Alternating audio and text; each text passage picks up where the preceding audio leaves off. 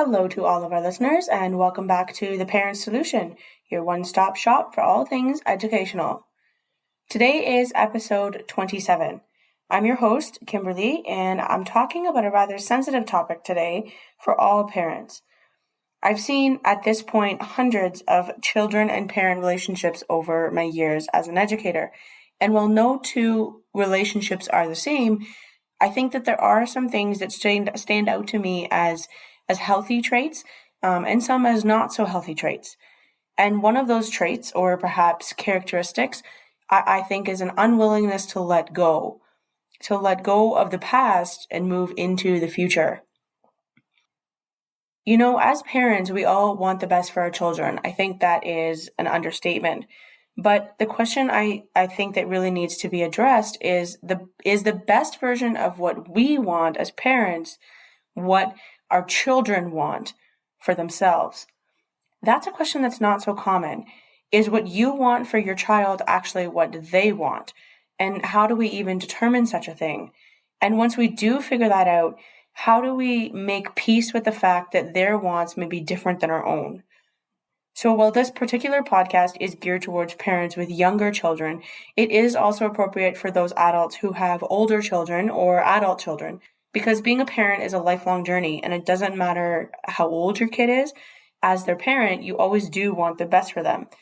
But what you may not realize is, as their parent, that you may be clinging to ideals or to values or to a lifestyle that your children don't actually desire for themselves. Now, of course, it's absolutely essential to teach your child a sort of moral code. Don't get me wrong or misconstrue what I'm trying to say. No parent wants to raise the next Ted Bundy or Robert Pickton or Jane Toppin. Rest assured, I don't think most children are going to grow up to be those sorts of people. The strategy that I wanted to talk about today in terms of changing this idea and letting go of the expectations you have is quite simply to change your mindset and remember that there is a freedom of choice that comes with being a parent. Being a parent, whether you birth a child or adopt a child or foster a child or have another sort of parent-guardian relationship with a child, that's a wonderful thing and it's a beautiful thing, but it's a huge responsibility. There's a physical, financial, emotional, and mental expectation of care that's placed on you as a parent, and it's astronomical. Nobody is disputing that. But parenthood is a choice. It's a very big choice, but it's a choice nonetheless. If you're choosing to become a parent, you're choosing to become one of the largest influences in another human being's life. You're choosing to have another little human being in your space, regardless of how that child got there. Like I said, there's many different ways of being a parent, whether it's natural birth, adoption, fostering, or otherwise. But you're choosing to raise that child with your own best capabilities. You're choosing to provide the best opportunities that you can for that child. And when the time comes, you also have to choose to let that child go. And that is what parenthood means. Many parents become stuck in the stage of care and provision, and this is part of what makes it so difficult to let go of a child as they grow. So now we come to the actually hard part of being a parent, is releasing your child from your own expectations. Something I think that many parents don't realize until perhaps their child is entering the famed sort of teenage rebellious years is that this is a fully autonomous human being who is hopefully completely capable of making some of their own decisions.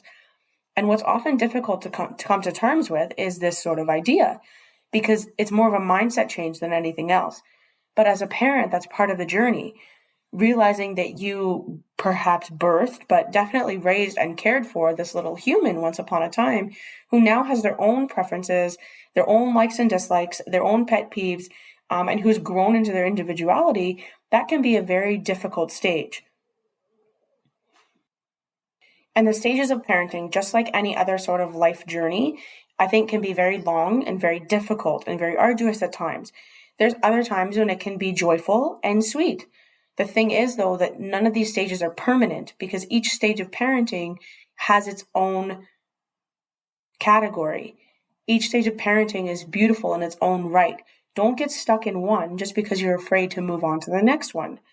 Life is not a race. Of course it's not. So take the time with your little ones when they're little. Take the moments of appreciation that you get from your teenagers. Take the hours that they may spend with you as young adults with their own lives. Take the life achievements, the milestones, and the celebrations with them as adults, if they'd like to share them with you. And instead of hanging on so tightly to those things and trying to relive those moments, take pride in knowing that you have hopefully raised a child who is genuinely content with their lives, because there is no greater accomplishment.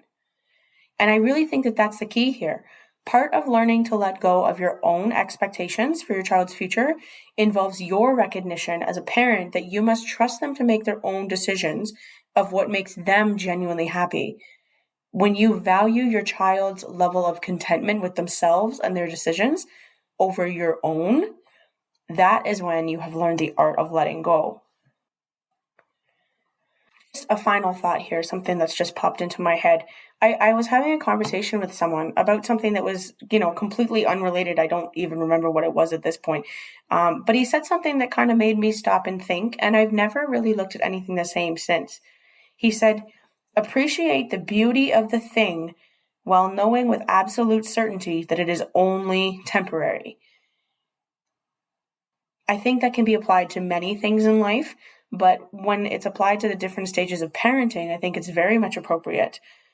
I think that I know that being a parent is a beautiful and it's an often thankless job, but it's important to appreciate each stage as it happens and recognize that it's only a temporary moment in time.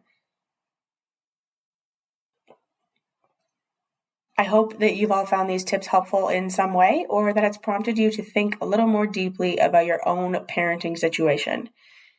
That is it for this episode of The Parent Solution. Remember, this is your one-stop shop for all things educational.